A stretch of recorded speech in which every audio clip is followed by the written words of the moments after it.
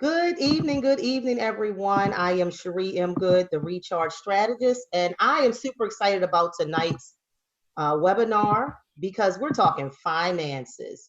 So, who wouldn't want to talk about finances? It's a big, big topic, and sometimes we know that finances can cause the most amount of stress in our lives. And as a matter of fact, it's the number one cause of stress in Americans.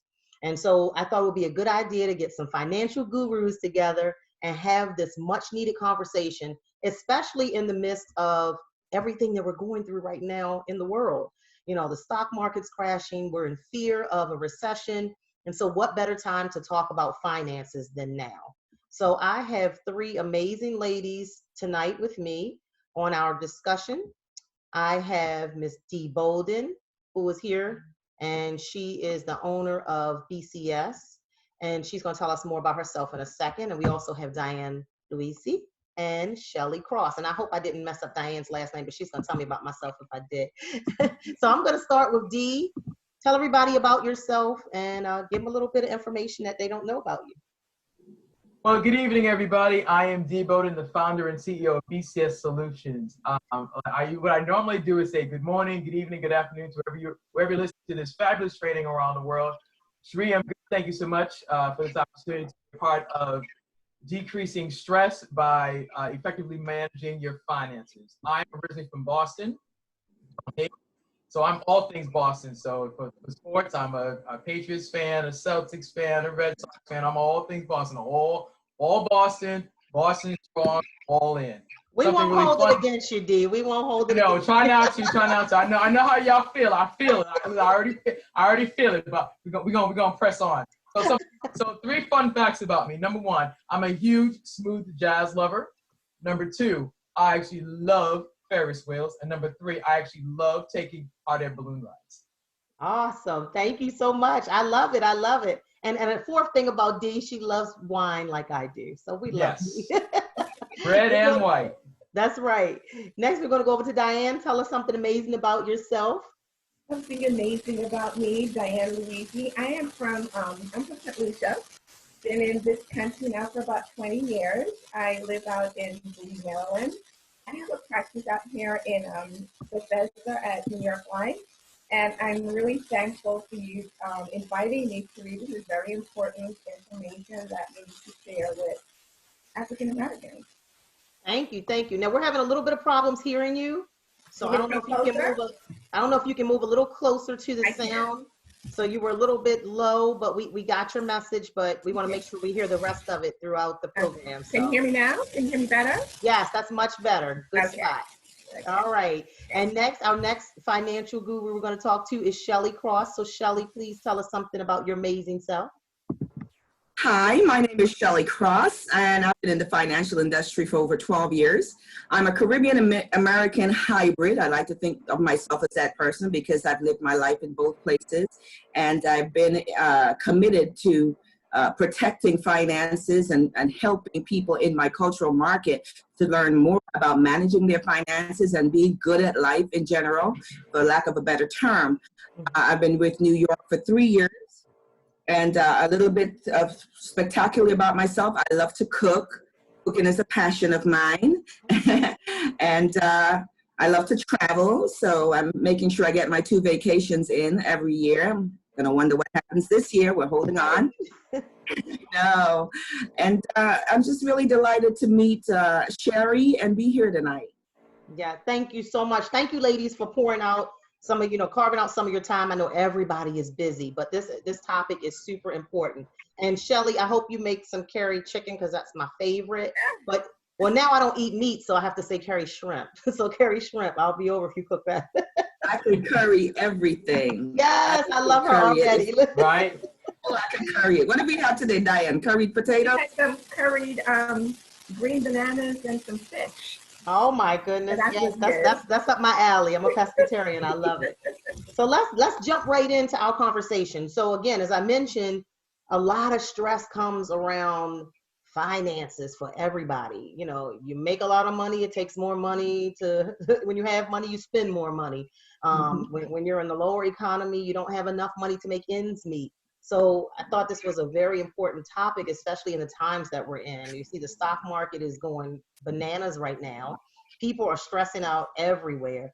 And so I came up with some effective ways of managing finances, and then we all can go through and we can discuss them. And if you have something that you want to, some nuggets that you want to, say that I haven't mentioned or anything, just please just jump right in and say it, or put your finger up or something. I'll call you and be like, hey, you had something you want to say? So please be free to jump in. We're going to have a real open conversation, and we're going to share this message with a lot of people today. So the first one that I have was create a budget. So I want to go around to each of you and just get your opinion on how important is a budget when you're talking about effectively managing your finances. Can I start with you, Shelly? Yes, you may. A budget is one of the most important things that you can do as a woman.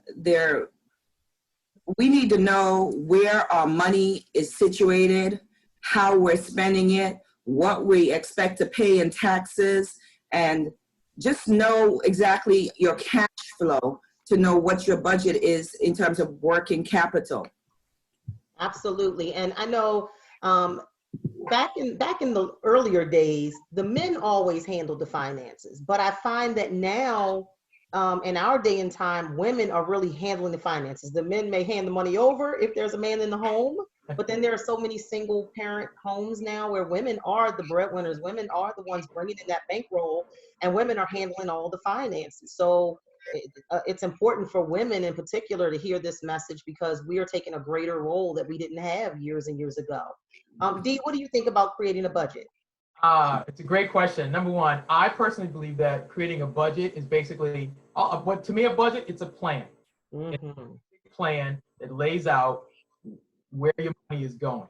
Now, some people have some angst about budgets because they feel like if I have a budget, that means I can't have fun. I'm not able to do my life. But actually, you know what? If you plan your budget, you can actually have a line item in your budget that says fund. Then you can fund, F-U-N-D, your fund, F-U-N, and make sure you're paying for it with cash as opposed to using credit and not getting into debt to go have fun. You can actually plan everything from your charitable giving to your rent or your mortgage, your car note, your lights, your cable, etc. And then, like I said, as I'm going down the list, you can just add a line. It says actually fun. And I actually learned that from a guy named Joe Sango. He actually came to our church several years ago and did a financial life experience. And he said, I want you to have a fully funded life. And that means put a line called fun. And he started teaching us that, and I actually started implementing that. My life has been so much better. It's because I just know that as I do my budget, I plan my fund and I pay for my fund in cash, and I'm not in debt. I like that, a fun fund. Yep. I like that a lot. That sounds good. And a lot of times we don't budget in the little things, like in my car, I have the Sirius XM radio. That's a part of a budget. Like, people don't put little teeny bills, like even if it's $20, it needs to be there in your budget. Gas, a lot of times we're like, oh, it's just gas, I'm going to swipe my card and keep it moving. No, that needs to be in your budget. How much am I spending, every week, every month on gas? So every little thing, I'm a person, I like to write things down. So I plan what, with any paycheck, any funds I get in, I plan what am I doing from this 2-week time frame. So I do a 2-week budget, so I know what's coming out of my account, what's going in my account, and I make sure I check it off as it goes out, so I know what money I have. So it's imperative. And then last but not least, Diane, what do you think about a budget? Budgeting is fundamental to any financial plan. You can't have a plan without a budget. So that's one of the processes that we go through here. And so you have to look at both your fixed and your variable expenses, monthly expenses, down to the smallest things, like you were saying, your radio. And he is right. You actually have to budget for your fun stuff, and as I was preparing for this, I remember my first 2 weeks at this company. We have a wonderful little cafeteria across the street. I ate out. I ate lunch every day for 2 weeks. And I had a Starbucks every day for 2 weeks.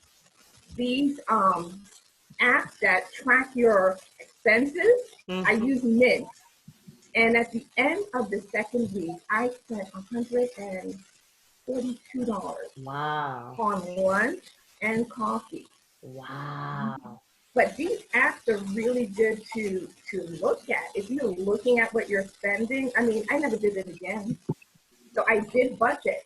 I have lunch twice a week down there, and I have a Starbucks coffee once a week. Other than that, I drink Peach coffee for $1.24. But yeah, budget everything. Yeah, it does. It gets expensive, especially those coffees when you can just buy a Keurig. The cost that you just spent in a week is the price that you could pay for a Keurig and make your own coffee and do whatever you want to do with it right at home. So we don't think about that. Shelly, did you have something you wanted to add? Yeah, there was a study that actually showed that if you consider that you spent $5 a day on that latte, that your weekly expense is $35. That means your monthly expense is 35 times 12, which is $150. And that adds up to a whopping $1,825 a year. As opposed to cutting back, you can cut back. It can be simple and it can be painless. You get an espresso machine for $299.99. I mean, that's a nice expensive one. And you save the difference between that and $18.25 a year. So that's money that you can be using towards other important things.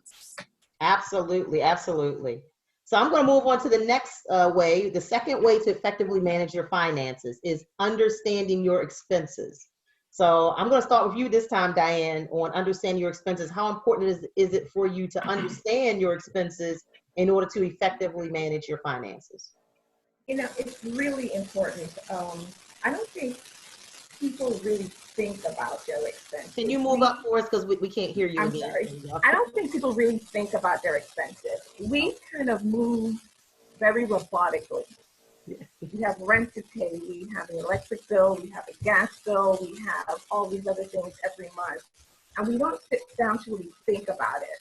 Right. And we can actually manage, we can reduce, we can better allocate funds to these expenses.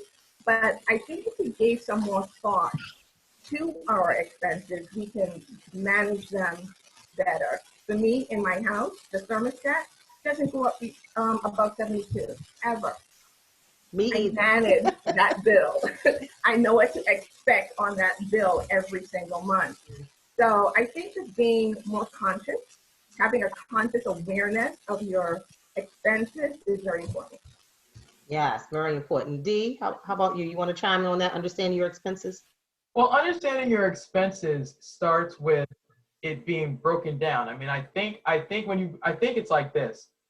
I think the saying goes, you know, when you know better, you do better. If no one ever breaks down what an expense is and why you need to manage it, you'll just keep swiping your card because you're not thinking about it. Like you said, Diane, you're just robotic. You're like, okay, let me just swipe my card. And the thing is, if no one breaks down like how money works, like you know, you go to work, you paid your salary, you bring home your money the 1st and 15th, the 15th is the last day of the month, and you have X amount of dollars, and that money has to cover a lot of things, including taking care of your expenses, but also yourself. Part of your expenses, you are an expense. So if I was going to add anything to people's comment about budgets, it'd be like, don't forget to pay yourself. You know, after as you're setting everything up. Like I said, I talked about the fun, but also you got to make sure you're paying yourself and planning that because you are an expense. Because right now in the middle of this crisis, there are probably a lot of people who did not plan expenses, meaning they don't have an emergency fund. They don't have $1,000 like Dave Ramsey talks about having the minimum of $1,000 saved in case of emergency. They don't have it. They don't have the 52-week savings challenge money, which comes out to $1,378 set aside so that you have something to rely on versus using your credit card. And the thing is, if people aren't talking about money and aren't explaining how it works in simple terms, it doesn't have to be complicated. But if people understand, there's assets and liabilities, and you can get more into the technical terms, but it's basically, the money comes in, it's allocated. You got to make sure you save something for yourself for a rainy day, and then pay your expenses. But you need to be a manager of your money and be a good steward of your money. Absolutely, and knowing it's important to not only with us being a tech society, everything is automated. So if you're not watching and knowing your expenses, they could just be taking your money. You could be getting charged. You have no clue what's going on. Right. And then you look Right. up and you have all these fees in this bank account. Because this happens to all of us, I'm sure, at least once, right? Mhm. When you look up, you're like, oh my God, they got $35 fees popping out everywhere. And now I'm stressed because now I'm in the negative and I'm trying to figure out how did I get there because I forgot about that one automated bill that was going to come out. So knowing the amounts of your bills, knowing their due dates, knowing the balances. So some of your bills are revolving, and so you need to know the balance to make sure that you're not overpaying or underpaying or whatever it is. And so that's very important. Shelly, did you want to chime in on understanding your expenses?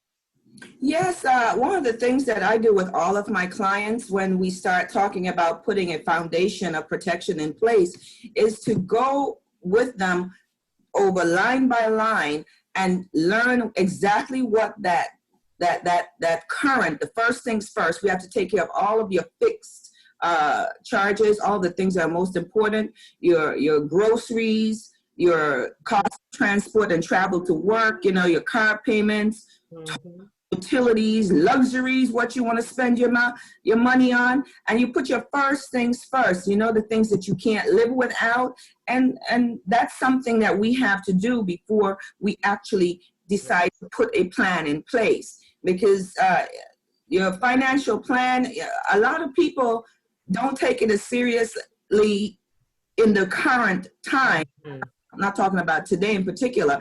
They don't take the position that they're in today. They take it for granted. They just know that, you know, the bills are going to be paid because I get paid every month. So many people don't budget, and that is a totally necessary if you plan to be successful in your financial life. Even people with money have to budget. Because if they plan on growing, on protecting, they need to know what their range of spending is, you know? Absolutely, absolutely. And that takes me to number 3. The third way to effectively manage your finances is— So basically, go ahead. Well, go ahead. I'll let you finish. I was saying that I asked myself, what are my savings goals? What are my necessary expenses? What's a realistic spending target? And then I hold myself responsible. You know, I have to track my monthly expenses monthly so that if something goes up with the car and I just decide to swipe away, I need to know where my threshold is for my emergency money. What did I just forego by putting $2,000 onto something, as the case may be? So everybody has to hold themselves accountable and find a tool or system that works for them. Absolutely. Absolutely. So number 3 is understanding your income. So now we've created this budget. We understand our expenses. We're knowing our due dates. We're knowing if we have late fees. We know our balances. Now we have to understand our income because it's important not to spend more than you bring in, right?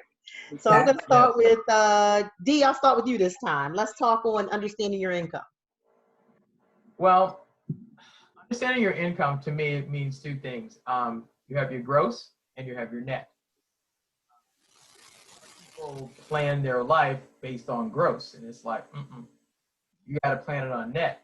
Because for other financial experts, I'm sure you probably tell your clients, okay, you make, let's say your gross is $4,000. Uncle Sam gets his part, and then everybody else gets their part, and then what's left is yours. So when you talk about, what's your income, you have to plan your life on your net, not your gross. And with that comes, okay, to what Shelly said, what am I holding myself accountable for? What's my emergency savings plan for the year? How much if I bring home $2,500 or every 2 weeks or a month, that means the following things have to be taken care of, and I have to learn to live within my means. Right. Learning to live within your means to me means, okay, I bring home this, I don't have any more until the next 2 weeks, but I got to go work the next 2 weeks to get the next 2 weeks worth of things.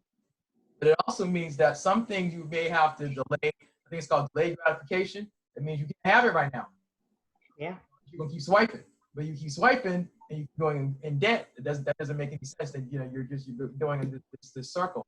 So Yeah, because the bank is going to get their money regardless, right? They're going to snatch it. Most They're definitely. going to snatch it before you see it. Definitely. So to me, it means, you know, learning how to live within your means. It also means there's a mindset shift. And for some people who may not know what the word mindset shift means, that basically means how you think about money. You may be thinking, okay, well, I make this much money, or I'm always short. Well, it also you may have to take a look at how are you spending your money. And you may have to, if there's something you want, you may have to do it old school like we used to do. Called layaway. You put it in some money in that or the app, and you save up for it. Yeah. Hey, that's how we did. Look, I'm old school. If I want something. Matter of fact, I can tell y'all a quick story. I have some furniture that I bought years and years and years ago. I had to put that on layaway for 6 months. Half a year before I got my furniture. But that's how we did it. I grew up with layaway. I still do layaway on some things. We just, as you said, Diane, we got an app, but the app makes you save some money. But the point is that if there are things that I want, I've learned to save and I've learned to delay my gratification, because the older that I'm getting, the less I want to be in debt, the more I want to be able to save up for it, pay in cash. I love paying for stuff in cash. Oh my God, that's the best feeling ever. Yeah. And the thing about layaway is nobody can come back and get it. Once you get it out of there, it's yours. Sure is. Sure is. Somebody was gonna say something. Okay. I totally identify with that layaway thing, because as a single mother, I raised 2 children by myself, and Christmas seemed to come too early every year. So July, August, or whenever we finished this getting back to school stuff, I had to start my layaway at Kmart or wherever. I call it saving pride. Forgive me, I was a part of that generation where you had to have something under the tree, regardless of whether you're struggling for the rent or not, And I totally concur with Dee, is that, that was a different time in my life, but thank God for layaway and planning, so that when Christmas came, I knew that each child was going to have 2 or 3 gifts within my budget for the tree, because there were good years and there were bad years. And that kept me from going under with my kids. So I didn't realize that I was really budgeting then. I thought the fact that I was cheap. And sometimes cheap is good. It's okay, because then you're financially managed and you're less stressed. I'm gonna go to the next point, and I'm gonna start with you, Diane. Consolidating debt is another way to effectively manage your finances. Can you touch on that at all for us? Yeah, that's critical.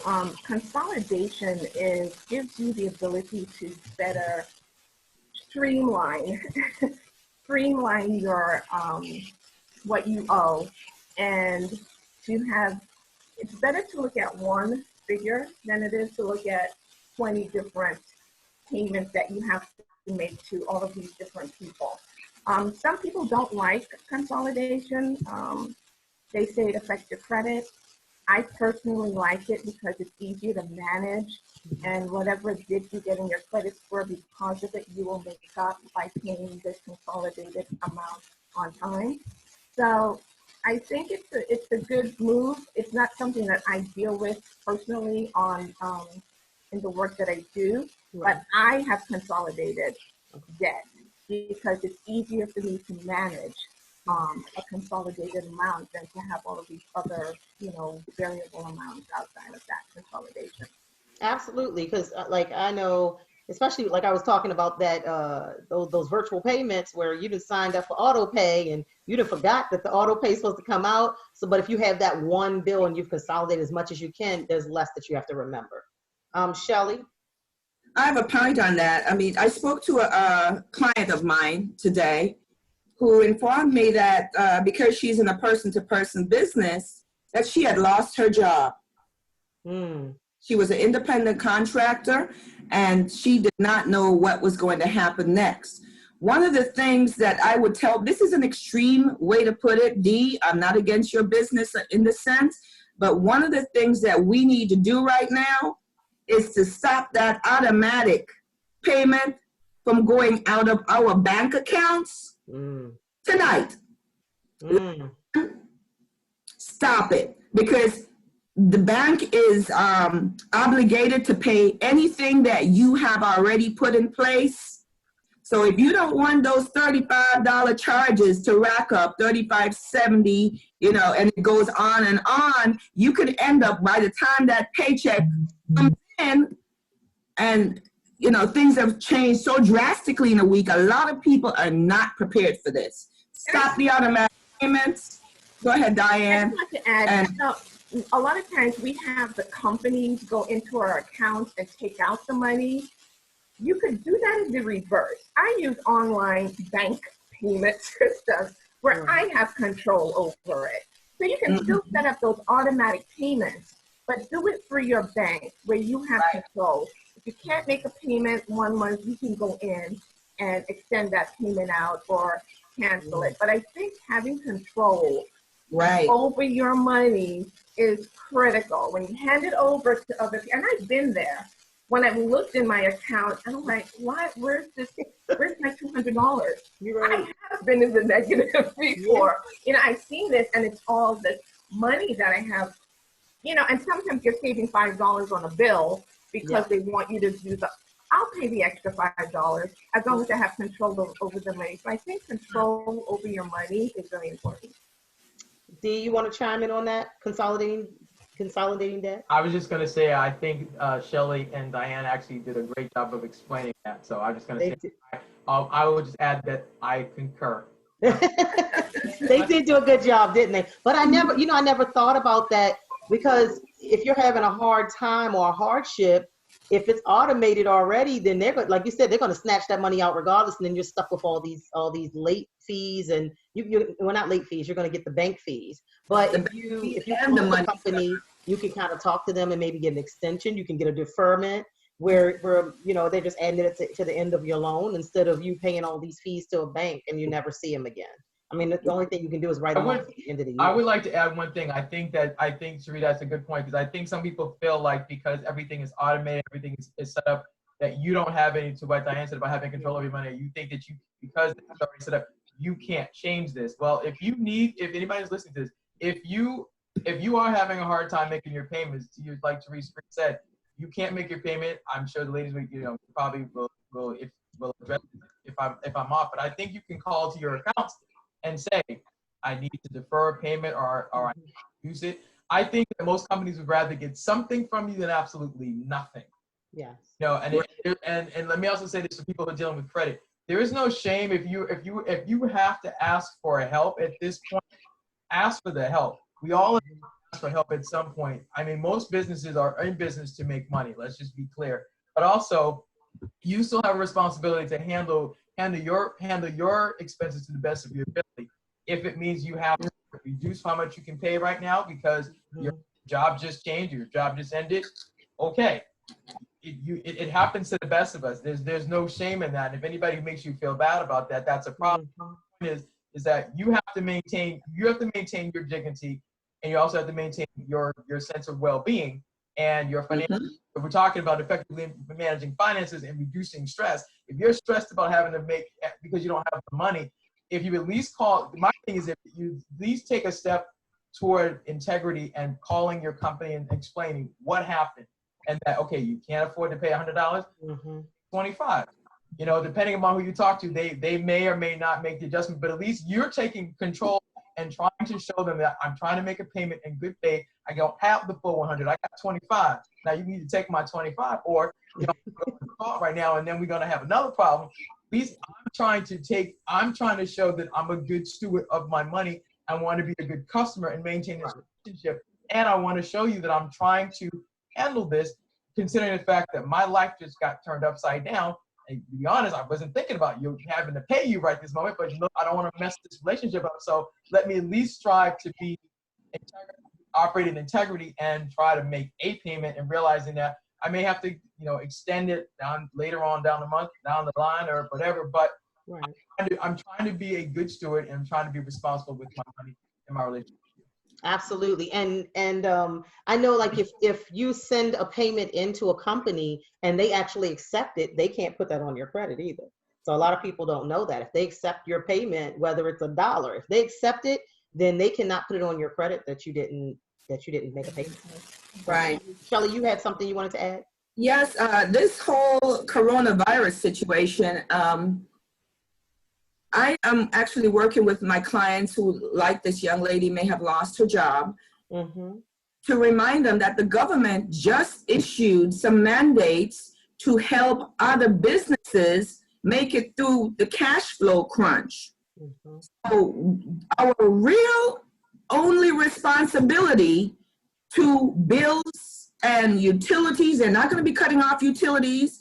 Our real responsibilities is to communicate with our creditor and hold on to money. Make sure that you can feed your family. Make sure that you can keep a roof over your head, even though that the other mandate is that nobody can get evicted right now. So luckily, government has stepped in there soon enough to save people who to save everybody from really panicking, because people panic when they don't know what to do. If you know what's going on and you keep abreast of the developments and what's going on in our economy, you realize that you are your only priority right now. And you have to be responsible for yourself and your family. Absolutely. So therefore, you have to make sure that you have, you to come to wonderful folks like us to make sure that you can replace your human value to your family if, God forbid, anything happens and your income is no longer available to your family. So in terms of what are we doing with individuals, we're telling them that, okay, right now, don't go to Target and buy a bunch of clothes. Don't swipe that card. Bear in mind that this can go on. We only know what's going on right now for probably about 2 weeks. This can go on a whole lot longer, but there have been situations put in place by the government to help the people who you got to pay your bills to. Yes, absolutely. Keep that in mind. Your money. Just basically put some financial blocks, put some strategies in place to protect your family from losing your income. Hence, this gets into another aspect of this whole conversation. You have to protect your income. You have to protect what matters most. You're the #1 asset to your family.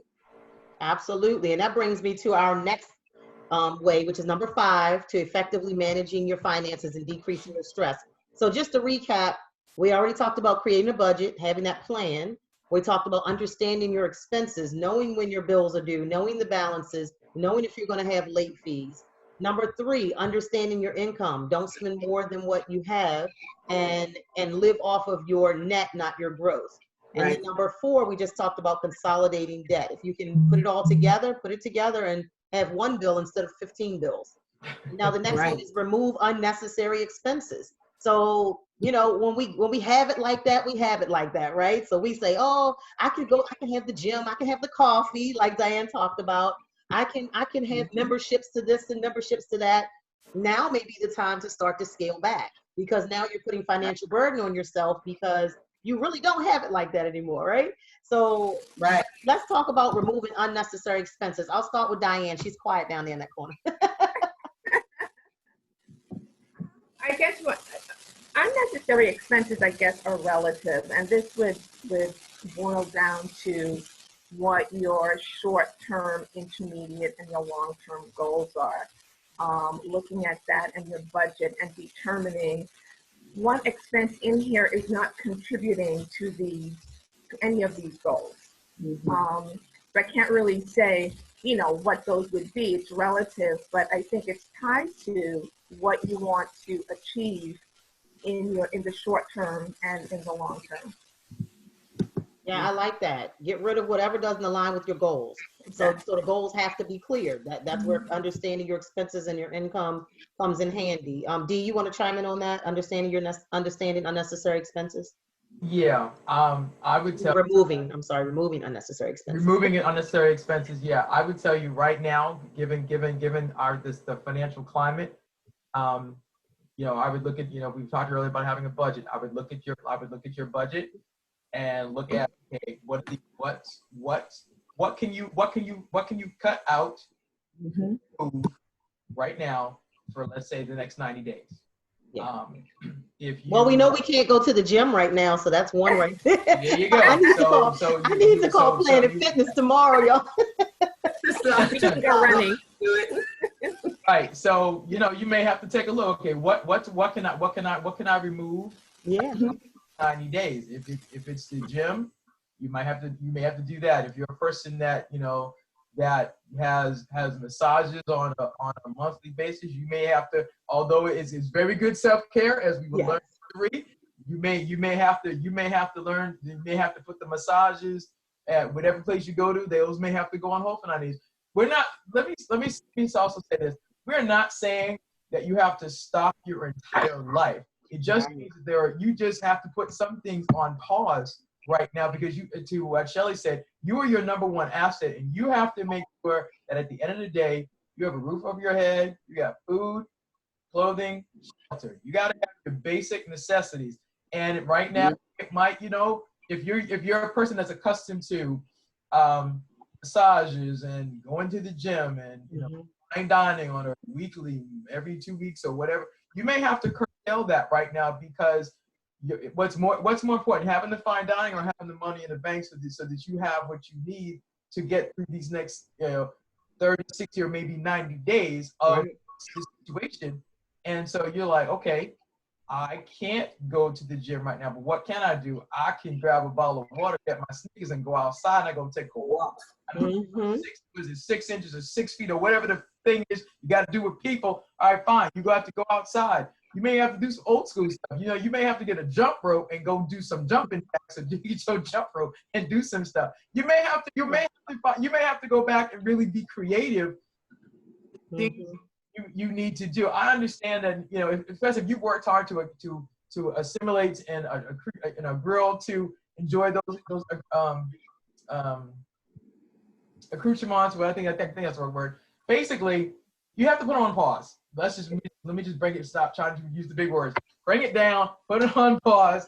Save your money, and also know that you'll be able to do those things again. It just means you need to be smart right now, because we don't know how long this crisis is going to be. So, absolutely. The title of this conversation is Effectively Managing Finances and Decreasing Stress. Well, you really have to be at the gym right now. Well, I guess they just made that decision for you. No, but you can you probably have a DVD of somebody, and you can put your DVD on and do that. You got sneakers and a bottle of water. You can go outside and go take a walk. You got a jump rope. You can find other ways to move your body, and you just have to just do other things. And just know that it's on pause. It's not, we're declaring this will not be long term, but right now you have to pause what you're accustomed to so we can get through this and be intact with our money. Absolutely. And so just knowing that the luxuries, like you said, it's the luxuries that just have to go on hold. The necessities, we know we need food, we need water, we need lights, we need those things. So those are the things that are going to be most important. And then making sure that we don't let our temptations and our wants outweigh those needs. I'm going to keep moving because time is flying. Oh my goodness. We have about 20 more minutes for our discussion, and we still have 3 more things to get through. So the next is creating an emergency fund. Shelly, you want to touch on that? Yes, creating an emergency fund is so very important. You have to have at least 6 months. You should have at least 3 to 6 months of your expenses in an emergency fund. Yes. If you're not there today, it's never too late to start, because everything matters. And what we do as financial service providers is that we show you how to leverage your income to make sure that you and grow your income in a guaranteed fashion to make sure you grow that emergency fund. A lot of people like to get involved with a financial advisor and go directly to investing. That's not the smartest thing to do. because if anything hiccups in your salary, if anything hiccups, you can't pay your investments. And then if you have to take money from them, you're charged penalties, their fees, and there's a lot that you will pay to just get out of that. So you need to make sure that you have at least $15,000 or at least 3 to 6 months worth of living expenses before you go into long-term financial products. Good information. Good information. Diane, you want to touch on that as well? Yeah, I'll just kind of elaborate on what Shelly said. So having an emergency fund is critical. It makes no sense for me to do any long-term financial planning for you if you cannot survive a crisis like we're having right now. If you don't have funds for 3 to 6 months, planning for your future makes no sense. So it is critical to have that. And that has to be part of your budget. So whatever income you're making right now, that has to be part of your, I'm going to put $100 away in this account, which I don't touch until I amass whatever, $10,000. And then it just sits there. But it's critical to financial planning, and it has to be part of your budget. It has to be very intentional. Absolutely, absolutely. So that brings us to our next one, which is saving for retirement. So I know everybody has a different goal, but we're talking about effectively managing your finances. So the older we get, the less likely we are going to keep leaving out that door and doing work, especially depending on what type of work we do. If we do have a very hands-on job, we don't know what our health is going to do down the line. So let's talk about that. Dee, I'll let you start with saving for retirement, the importance of saving up for retirement. Well, I'll start by saying this. If you are still working as you're listening to this broadcast tonight, tomorrow, whenever, if your employer offers you a 401k plan, sign up. If you haven't, if you have not in this first quarter of 2020, as soon as you can, HR, fill out the paperwork. You may have questions about how do I invest, how much do I save, how much do I do this. I'm sure Shelly and Diana can more strategic amount of how much to get started. The point is to get started. I was always taught that getting started with even if you start with at $100 or 5% of your salary. I mean, I think that's probably if you're depending on where you are, your money. 5% of your salary. The point is to get started. So it's to get started. Now, there's some people that may not even understand. Well, why would I even do this? Well, that's what Sheree said. If God blesses you, you get to live a time you can retire. You need to have been saving for the future. That's why you do this. And some companies have a 401k plan and they have matching. So if you meet up with your HR person and they tell you, okay, you put X amount of dollars in, I think it's up to 3%. That's free money that your company is giving you for you participating in their plan. So why wouldn't you do that?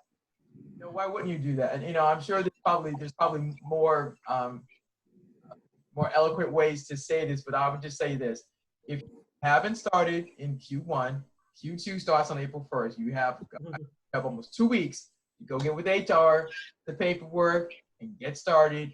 And you can grow into this. You may not be able to do the 15% right now. Maybe you have to start at 5% right now and do that for the first the next 90 days, and then see how that goes. And maybe you bump it up to 10% the next quarter and 15% the last quarter. The point is to get started. Don't let this year go by and you have nothing for your financial future. Absolutely. And especially in the times that we're living in, a lot of people have lost like a third of their 401k right now. Like, so I think one of the most important things to know also is, when are you planning to retire? How much time do I have to fix this mess, right? So I know, like, my husband, he was going to retire in October, but he's like, I just took a huge hit. So he's like, I think I'm going to stay at work a little longer. He's still young, but that was his plan. So, just knowing that you may have to be flexible with your plan. My plan is to retire at 55. Is that going to happen? I'm hopefully it will, but we don't know if this market, the way it's going right now, and I'm on a very aggressive path right now. So that's going to determine how aggressive or how likely you're going to be when it comes to your program that you sign up for. And even if you have that 401k with your job, you always want to have an outside source as well. So I'll let, we'll start with Shelly this time. I said, our topic tonight is important, but the people that are listening to this, they're concerned about what's going to happen next. Yeah. They want pointers possibly of what to do tomorrow. Mm-hmm. Make sure that they can make it through this. And like I said, you have to take care of the priorities first. If there's somebody that depends on you for income, guess what? You just became the most important asset to protect. And even though people might be saying, oh, I don't have any money for insurance right now, you owe it to your family. We have the data that shows that African Americans are disproportionately under protected using financial products. They're uninsured. They don't know the value of starting, developing a relationship or shifting the responsibility of their family and their future generations to a major company like New York Life, for example. New York Life, I wear this button very proudly. This is our 175th year of being in business. We've been there through all of the depressions, all of the plagues, everything that's happened, we've been there. So if you know that up until 65, you're a 40-year-old, you have another 25 years to work, and the people that are depending on you, if you were not there, you have to stop and think for a minute, what if I was not there? And if your health is pretty good while you're young, you owe it to yourself and you owe it to your family to put a hedge in between your salary and your quality of life for your family, and gradually own and grow that wealth. A lot of people don't realize that we were the ones who started the stock market. The stock market started with us blacks. And then after slavery, they added some more commodities to it. That social security number that you hold is your stock number. So therefore, based on the income that you make today, let's say hypothetically you make 100,000, 40, 50, 60, whatever you're gonna make to 65, you need to get a hedge in place to protect your family. Our phones are ringing off the hook, which is unheard of, because the lights are finally going on, that they need to get some insurance to protect their future family. So that's where I am today with that, and I'm totally wearing my mask and, you know, making sure I've got my plastic bags and towels and every whistles for help. I can't leave the house. You got to have a plan, and it's important this week to put a plan in place for disaster. Mm-hmm. This is my number one word out there today. Make sure you have that extra food. Make sure you know how to brush up on your CPR and first aid. Make sure you know where your important documents are. Mm-hmm. You know, put them in a fireproof bag. Make sure you know where your vehicle and your housing documents are. Make sure you know where the immunization records are. Just be prepared for what can possibly happen. We've been seeing this stuff on TV. This is now real. Yes, absolutely. Good information. I'm not even going to touch on that. Did you have anything you wanted to add, Diane? That was excellent information. But I did have one question for you, Shelly. When you're talking about insurance, let's specify what type of insurance you're talking about so that everybody that's listening is clear. Well, at this particular point, I would say term. Today, I would say term. Term is cheaper and it will get you through this. And with New York Life, all terms are not created equal, which is why we are #1 in income protection. We have one of the most flexible financial term products that we can design, which is why they say, come make a plan with us. We can customize that plan to suit you so that if you know you've got kids going to school for the next 4 to 6 years, mm-hmm. Something happened to you, the kids will still go to school, or the house will be paid off, you know? And if you live through it, there's a way to convert it to whole life insurance so that you can grow your income tax protected. I go out of my way to show people the living benefits of insurance because I've realized that people don't know. They think, oh, I'm gonna die, I'm gonna leave some money. No, you need to focus. The younger you are when you focus on the living benefits of insurance, the more successful you will be when you get towards retirement. Yes, absolutely. Great information. Diane, did you want to add anything to what Shelly said? Sure. When it comes to retirement, I don't know that people actually think about what that means. There's a 401k. You put some money into the 401k. Your employer's going to match it without really thinking about, how do I want to live out my retirement years? What am I going to do? What do I want to do? And actually figuring out how much would I need every month to pay my expenses and to live out this life that I want to live. And so you have to create a budget for that too, right? And as Dee was saying earlier about people talking about how much they earn, they're always talking about the growth. They do that with their 401k every time. Oh, I'm going to be okay. I have $200,000 in my 401k. Well, yeah, but that's not $200,000 in income. That is not your retirement income, right? So people have to think about that. And back to Shelly's point, one of the ways that you can diversify your retirement portfolio is with what we call infinite banking, which is a whole life policy. So you have your 401k plan, and then you might want to take, now with the dip in the market and people losing money, you might want to shave off some of that from your 401k and say, I'm going to put $300 into this for 20 years or for 15 years. And you'd be amazed at how this grows, and it's guaranteed. No matter what's going on in the market, your life insurance policy will grow and it will pay dividends. Good to know. Good information. So it's good to diversify that. Do not focus only on that 401k plan, because when those taxes hit, depending on how much money you're making, what income bracket that you're in, the taxes can be devastating. Absolutely. Thank you, ladies, for that good information.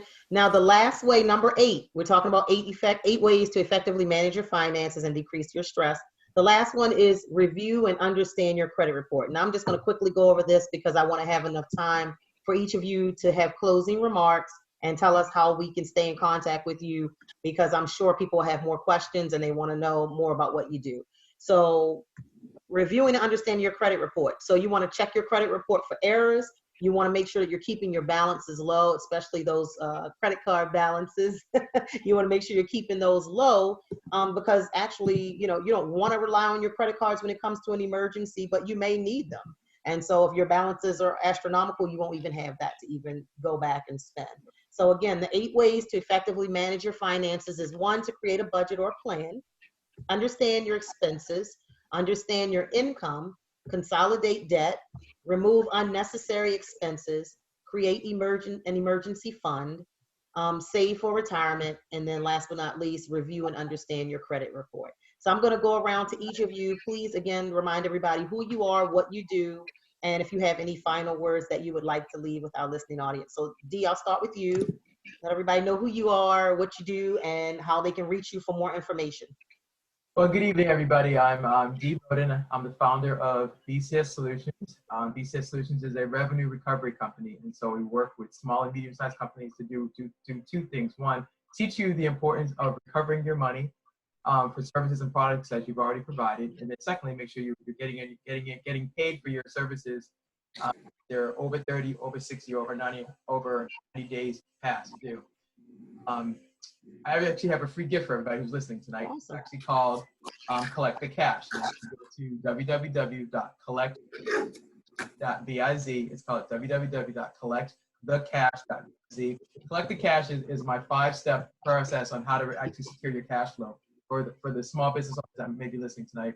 If you in this moment, if you've got receivables, if you've got companies or customers that owe you money and you're worried about how am I going to get paid, you need to know how to make sure you're getting your receivables and so you can actually maintain your cash flow.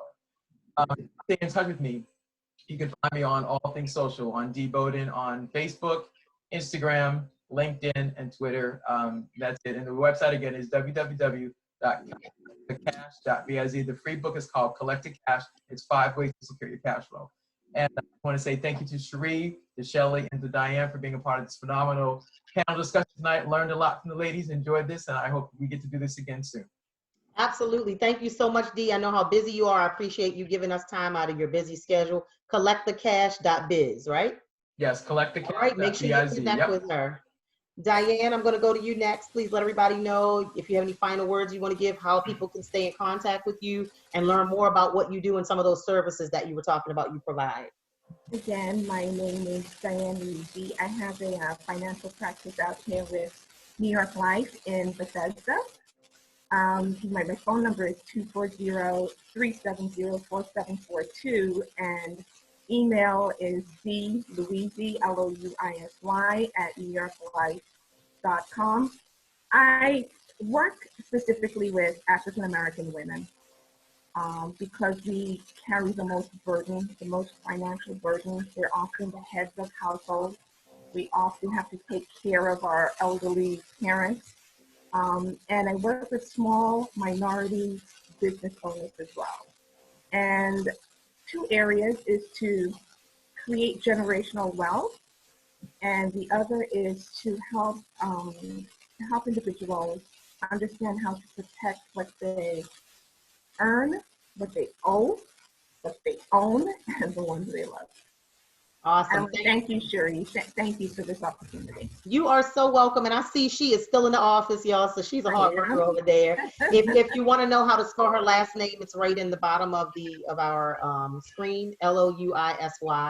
So you said Dee Louisy, and what was the rest of your email? At newyorklife.com. At newyorklife.com. Make sure you get in touch with her.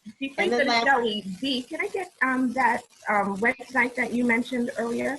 Sure, www.collectthecash.biz. So it's www.collectthecash.biz. Halfway down the page, you'll see the ebook called Collect the Cash with your first name, last name, email, hit subscribe. Okay, thank you. Awesome. And then last but not least, the fabulous Shelly Crosse. Thank you, Sherry. Again, my name is Shelly Crosse. I also work out of the Bethesda office for New York Life, with New York Life. I am passionate about helping our community understand the living benefits of insurance. I am a tax diversification specialist. I help you to keep more of what you earn. I help women, particularly in my cultural market, to know how to protect their parents, because I'm an insurance baby. People before me had insurance, and I'm so grateful, as I would not have been able to raise my kids and put them through college. So I know the value of having insurance. I also know the value of not having insurance, because my 99-year-old grandmother that raised me, she just passed away in 2018 at that age. So I've had the responsibility of taking care of an individual who is not earning an income and who is living long. We're living longer lives. We as women, we wear so many hats. We are the doctors, we're the budgeters, we bring home the bacon. We have to know how to protect our income and protect ourselves so that when we get to this age, that we can take care of ourselves despite what has happened. So I show people how to use financial products and financial vehicles to get where they need to be successfully. My email address is S as in Shelly, Crosse, with an E, CROSSE, at NYL.com.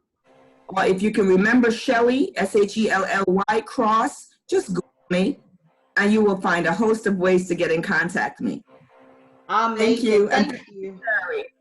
Oh, you're so welcome. Thank you, ladies, so much for your time. This was a much needed conversation, and I know we could probably talk more than an hour about finances, because it's one of the most important things that we deal with on our day-to-day lives. And it's also a part of self-care, because if you can't financially support yourself, then you're screwed from the beginning. Again, everybody, I am Chere M. Goode, the Recharge Strategist. Please check out my brand new relaunched website, which launched today, TotalHarmonyEnterprises.com. I am the Recharge Strategist. I teach busy professional women of all races, ages 30 to 55, how to put themselves on their calendar and not just their appointments, so that they can present the best version of themselves to the world and to their families. Again, my website is TotalHarmonyEnterprises.com. You can reach me on all your social media sites at Chere M. Goode. That's Chere, the letter M, and Good with the E. Everybody have a great evening, and don't forget to effectively manage your finances. Good night. Night. Night.